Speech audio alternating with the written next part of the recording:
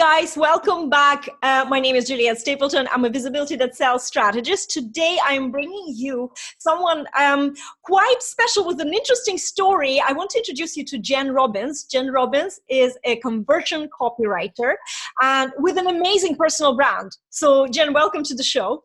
Thank you for having me. I love your color. No, not in all fairness, like I'm also a pink girl. I have a pink in my branding. And when I saw I was like, I had a crush straight away on how you show up, which is in a way, that's what like a vibrant personal brand does, isn't it? In the first moment, you just create that connection. And on from that, the rest is history. And here we are, we're having this interview.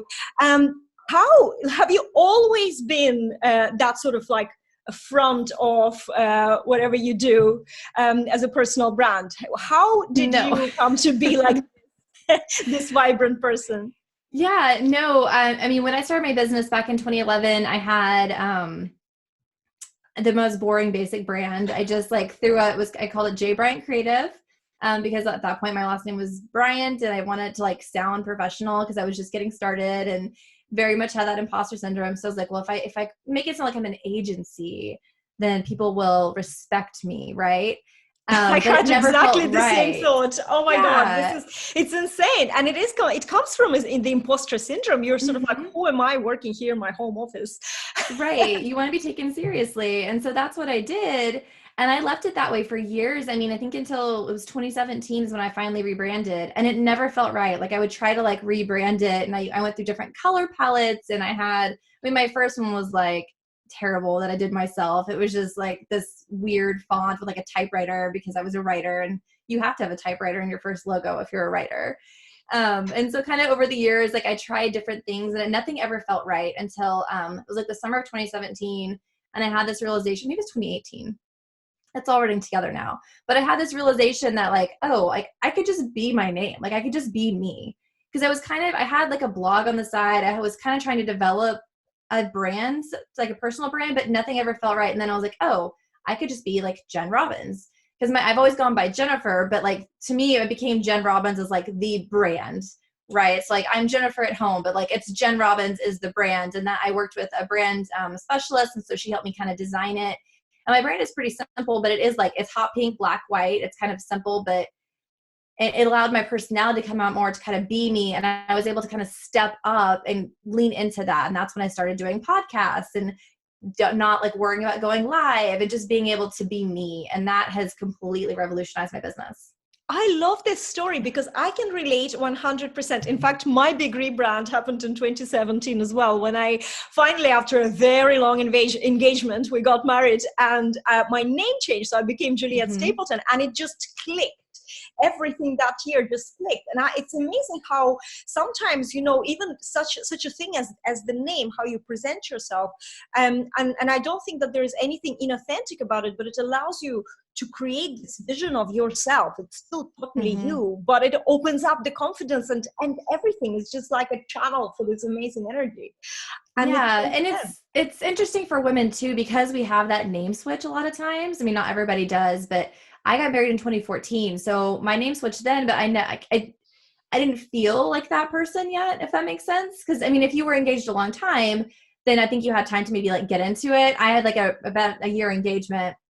And so I think there's a little bit of that, you've been this one name your entire life. I mean, I was 28 when I got married. So then having that switch of oh, I have a different last name now. I think there was an element of me not wanting to let go of the Bryant aspect, and I kept it as my middle name.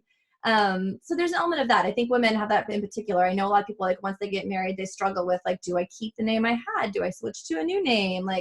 It can be really confusing. It's probably not very relative to personal brand topic, but it actually has to do with your personality and how if you have a set defined identity that you associate yourself with, or if you're open. In fact, I have actually changed my name. I actually changed my name when I was 20, and I changed the first and the last name. And then I got married for the first time, and my husband took my second name. So I have a crazy history of names, and then I came in, but you know what? There was always in my personal life, with the name, I always felt, especially with, you see, my first husband took my name. it wasn't the right name for me to take for some reason. So in a way, it was even made more sense for me to come up and with a name that suited me at that stage. Mm-hmm. And with this one, it was real, magical feel, because it just like the first name brought me there, but this one was the real name of a real person with the real history. And it just like, boom. And then something started. And even before my passport with the new name arrived, I changed my profile and everything. And I really think that this gives us this power, and this gives us, but the interesting question as well, in terms of your business and in terms of your relationships with clients and how your client attraction, powers became, what did you notice since you switched to Jenn Robbins? Yeah, so I mean, when it was J Bryant Creative, it was more, I mean, again, it was trying to be more than I was. And so when I settled back into just like, I'm Jenn Robbins, like it's me, like you're not going to get a bunch of different people. There's not like this kind of, it's not misleading because I never said like we on my website, but there's an element of like, you just feel like not enough. And when you kind of feel like I am enough, like just being me, and it kind of switches how you interact with people. And I was able to step into like, this is what I am, like, this is what I do. And people respect that a lot more than I think when you're trying to like pretend to be more than you are, because I am enough as I am. Like, I don't have to pretend to be more. I love that. I do relate that when I ran my digital marketing agency and I had the company name, Easy Marketing, and I always felt like I wasn't enough because I worked from home or in my clients' premises. I just felt like they would meet somebody who has a proper office. As one of my clients said, I still remember how it terrified me when he said, well, they have a proper office. And I'm thinking, oh my God, these people, I already see that, their holes in their knowledge and expertise is kind of like a bit wonky but how and it's really but they're terrible. renting an office space, so they're legit. Like that doesn't make any sense. And it's really hard for us, for the self-esteem, for the way, because if you're giving so much of yourself to your clients, and it's real, there's so much service, so much giving with everything you're helping them make money, you're helping them build relationships with their clients. And yet then at the end of the day, they turn around and say, well, you're just a girl who helps with someone. And that makes you feel small. And for me personally, in my story, it was very difficult to get new clients because the current clients made me feel like this. I don't know if you can share that, in terms of going and pitching yourself. Did you ever have any, kind of internal reservations before you became like Jenn Robbins, the brand? Yeah, absolutely. I mean, a lot of that has to do with pricing as well, where like you come in, like, you're like, okay, I'm going to charge this price. And you get into like, okay, well, I'll do it for this. And like, I immediately would cut down because I was afraid of not like commanding my worth. There was an element of like, again, like that whole not being enough thing. And you wanted to like lower it. Like, I don't have a like proper office. So I guess I could do it for this amount instead, because I'm working from my home office, even though I'm doing as good or better work than these people, they just have a proper office. So what happened then after you stepped into Jenn Robbins? What happened then? It's been great. So when I first, like before, like as J Bryant Creative, like I was making money, I was surviving, but I hit my first 6-figure year, I think the year after I rebranded, because I rebranded like, I think the last half, maybe it was 2018. So 2019, I finally broke through and hit 6 figures. And then this year I'm on track to double that, hopefully. The first 2 months, I've billed out probably $40,000 worth of work in 2 months. And that's all like one-on-one client work. So it's been really incredible to see like how just stepping into who I am has shifted, like how I land clients, how I kind of approach things like this, how I price things. It's just been really great to see how owning kind of who I am and like leaning to that personal brand has totally transformed my business. It is amazing. And what was in your experience, what was the shift that if you look back now and you say, okay, well, I rebranded, I became more confident. Was there like a moment or an aha moment as you were doing this when you said, oh my God, I just landed this, or, I'm so awesome at this, or this is actually easy now, in terms of, even stating your prices or getting clients. How did that transition happen to you? I don't think I had like a moment. To me, it's been kind of like a gradual thing. So actually this week I was on a call with a newer copywriter and was like talking to her kind of about how I got to where I was. And it was this moment of like, oh, like I am where I wanted to be a couple of years ago. Like I've hit a lot of these goals that I set for myself. And so it's just been kind of a slow build that like hit me this week of like, I have to set new goals because I've hit so many of the ones I had. And that's been really wonderful. I'm able to like throw out numbers. And I mean, there's still a little bit of me being like, oh, sometimes I do like, I'll come back in a little low. Like it happens, but it's like double what it was. Like, it's like, you have problems at every level, but you realize like you hit a new level and it's a different kind of problem. And it's really nice to have like where you're worrying about just more of the champagne problems than. Well, yeah, but you're right. I think that people see success as some sort of destination. They think, well, if I have this amount, if I make $250,000 a year, then, it's going to be perfect. But it's not. You're going to have other problems. Like life is always about challenges and lessons, and we're constantly presented. And also what you've mentioned before, even at, earlier stage, like feeling like you're not enough. That never leaves us really. Some of us have that imposter syndrome embedded, and you're dealing with it, but it's just there all the time. And it's funny how even at the higher level, the more you grow, you still have this, and you don't realize because of this I'm not enough, or this is not enough, or we need more, or maybe we need more. You don't realize that you're already living the life of your dreams, because like 5 years ago or 10 years ago, you couldn't even imagine you'll be doing this. Or working as little as you actually working, like, before you were doing 80 hours a week, and now you're sort of saying, yeah, I can take a day off, or I can take this, and you're, in a way, there's a second person somewhere in the head saying, you must be feeling guilty for taking the day off. How is this happening? And it's an interesting transition. Well, I'm glad that I wanted to bring a story like that, because these are the stories that are inspiring. And, you might not be right now, you're listening to this, watching this, you might not be at a 6-figure, level yet. But the truth is that you need to find that place where you will feel confident. And sometimes I find personal brand is brilliant, because it's more empowering of actually being who you are and saying, well, you know what, I have spent all this time getting this knowledge, getting this experience, I am an expert in this, and I'm actually quite awesome. I'm just going to admit it to myself and recognize my own shine first, because how can other people see it if you're constantly, keeping it down? Right.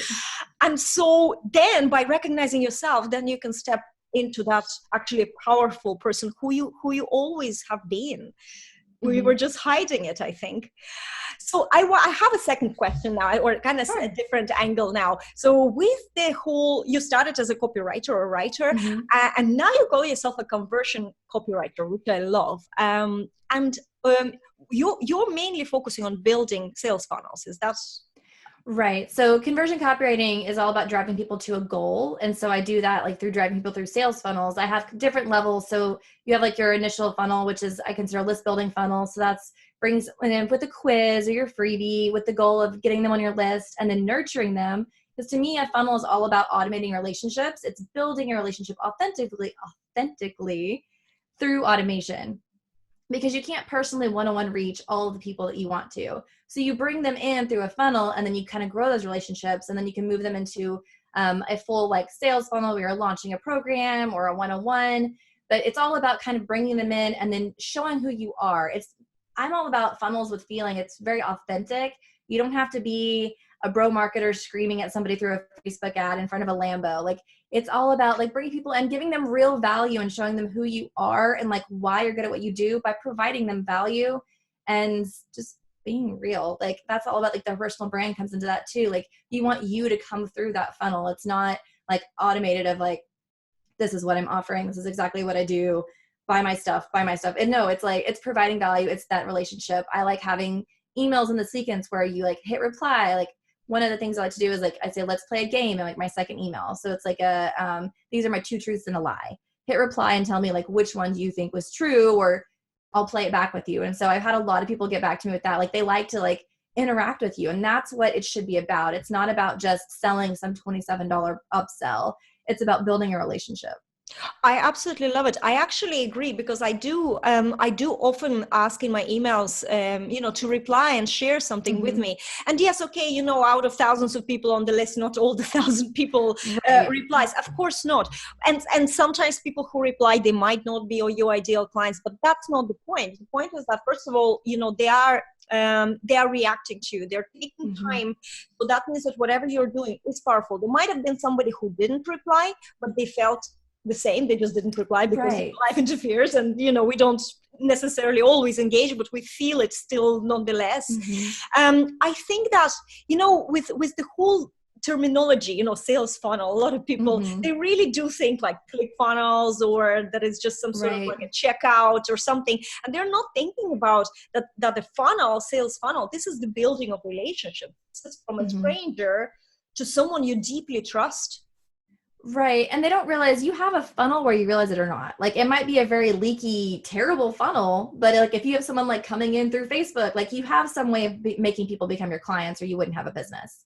So it's about creating a smooth funnel that makes people feel appreciated and like they're getting to know you. And like it's a, what's authentic, not the word I'm looking for, but focus, something that they're actually like a dedicated service, like something you're trying to do, not just like, well, I'd like your money, but I'm not really sure, like just kind of haphazard. You want it to be a smooth process for them.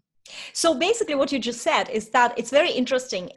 Before you start looking at creating a sales funnel, you really want to think about how you communicate what you do. And are you doing this, do people on the other side actually see you as doing this? Well, I have this, and this is how much it costs, and are you in or out? And imagine doing that to a stranger. I don't know about you, right? Like walking up on the street, like, hey, you want to? It's like the guys that have like the jewel necklaces in their jacket. Oh, yeah. Like, hey, you want to buy a necklace? And it's like, no, you have to like. It's fun. I mean, if you're selling like a $27 thing, yeah, maybe you could like flash them with like having them buy it. But like if you're selling like a mastermind, or you're selling a $1,500 course, you're gonna need to build that relationship a little bit. You can't just like throw it at them and run.